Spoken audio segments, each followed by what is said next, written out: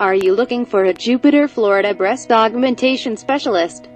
Call now to set up your free consultation with our recommended boob job surgeon in Jupiter.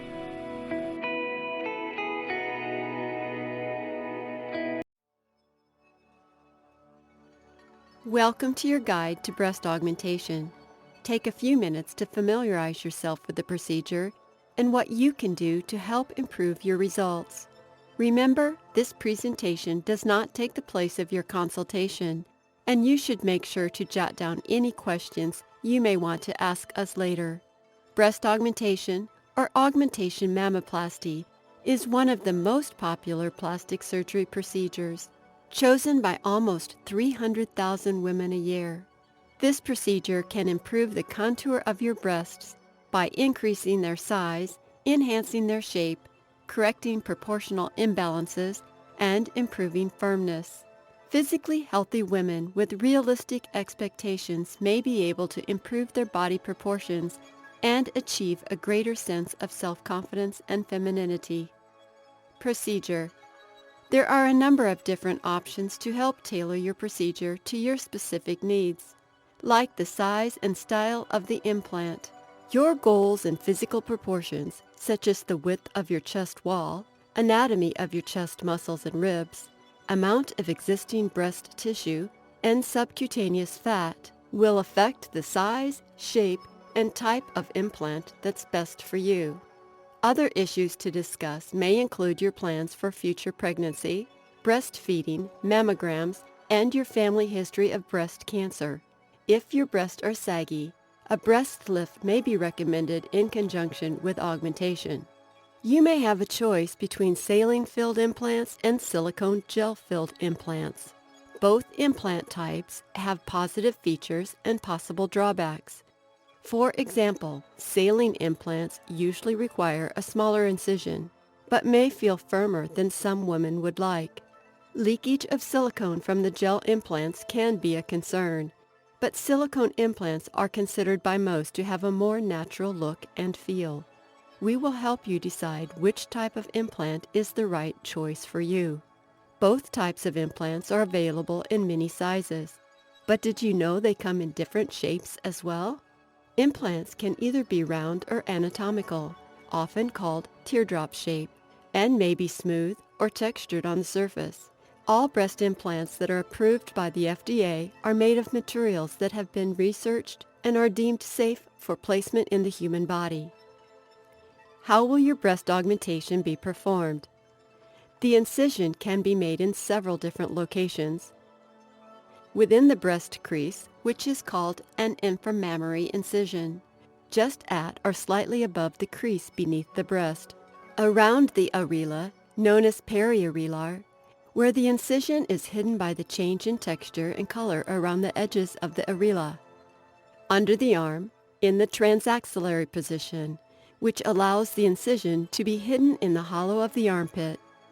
And the belly button, using the transumbilical tuba approach.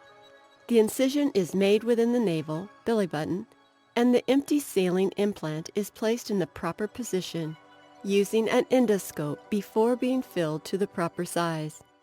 The implant will be placed either below your pectoralis muscle, called submuscular, or above it, subglandular placement, depending on your unique anatomy. In both cases, the implant will be below your existing breast tissue. We will discuss the options and together decide what is right for you. Preparation. Every woman has a unique perspective on what may be the best shape and size for her breasts, and your goals will affect the way your breast augmentation is performed. It is important to discuss your desires and listen closely so that you can set realistic expectations. A great result can only be achieved when there is good communication between us. You also need to understand that the shape you have before surgery will partially determine the shape you have after surgery. Together, we will select the technique, implant, and size that will provide the best result for you. When you meet with our patient coordinator, we will discuss fees and costs. Some suggestions to help you prepare for surgery. Your safety matters to us. You should be very open. Provide all your medical history, drug allergies, list any previous surgeries or biopsies, medications, diet pills, vitamins, and herbs you are taking, even if you don't think they're important. Also, don't be afraid to be frank with us about your lifestyle, smoking, the strenuousness of the work you perform, your exercise habits, and the importance of getting back to work. Here are some tips that may help you reduce scarring, shorten your recovery time, and decrease your chances of complications. Discontinue using aspirin, ibuprofen, naproxen, St. John's wort, and vitamin E for 1 to 2 weeks before and a few days after your procedure. These act as blood thinners and could cause problems with blood clotting. Stop smoking and drinking alcohol in excess well in advance of your breast augmentation and for 1 week after surgery. Drink lots of water in the days leading up to your breast augmentation. Hydration will help you recover more quickly. To make your recovery easier and more comfortable, be sure to arrange for someone to take you home and take care of you for at least the first day or two. Fill your prescriptions before your surgery date and have them within easy reach of where you will be resting. Place plenty of pillows or a bed wedge nearby so that you can keep your back elevated. Have several loose-fitting swelling and pain for the.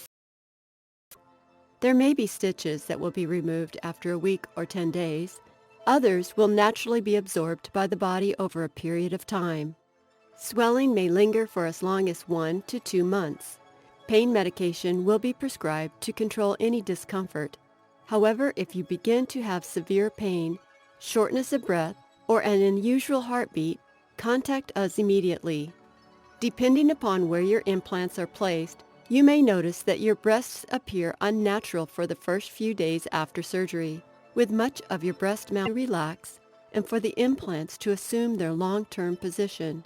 To help in this process, you may be instructed to do some massaging exercises or wear an elastic band.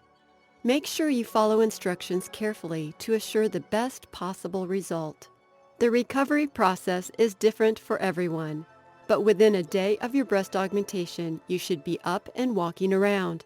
Although we suggest that you should plan on being out of work and away from your usual activities for the first week, you may find that you are ready to return to some activities after 4 or 5 days. For the next 2 or 3 weeks, your breast may be very sensitive and strenuous physical activities, including sex, should be limited. In the 6 weeks after surgery, your body will be making a capsule around your implants. Upper extremity exercises and activities can gradually be increased during this period, but it is important not to overdo or take part in strenuous activities so that the capsules heal well. While there will be permanent scars, they will be well hidden when you're wearing clothing, and even when you're wearing a swimsuit. The scars are usually small and become difficult to see as they heal over time. The appearance of your breast should improve over a period of several months. Final results vary from woman to woman and can be long-lasting. However, implants are not guaranteed to last a lifetime, and pregnancies and aging can affect longevity. What are some of the risks of breast augmentation? This information is not intended to frighten you, but to help you make an informed decision. No question or concern is silly or insignificant. We will be happy to discuss the full range of potential complications and answer any question you might have regarding this procedure. Though breast augmentation is a well-established surgical procedure, there are risks of complications. Just as in any operation, bleeding, infection, and scar formation can occur. Asymmetry in size and decreased or loss of nipple sensation are possible. Capsular contracture formation, which results in firm breasts, is a complication, though its occurrence is less common due to newer techniques. In a small percentage of patients, additional surgery may be necessary to correct this problem. All women should start routine mammogram screening by the age of 40 or earlier if there is a family history of cancer. Be sure to let your technician know that you have breast implants. As with all medical procedures, be sure to choose your surgeon wisely. It is important to choose an experienced surgeon you can trust and develop a good rapport with, so you can openly discuss your concerns and particular needs throughout the process of consultation, surgery, and aftercare. Should you decide to move forward with your breast augmentation, a surgery date will be scheduled. Prior to surgery, you will be given complete, printed preparation and recovery instructions. Remember to keep your follow-up visits, as we are here to help make this a wonderful experience for you. Feel free to review any part of this presentation you like, and be sure to take a look at our before and after gallery to get a better idea of the results you may achieve.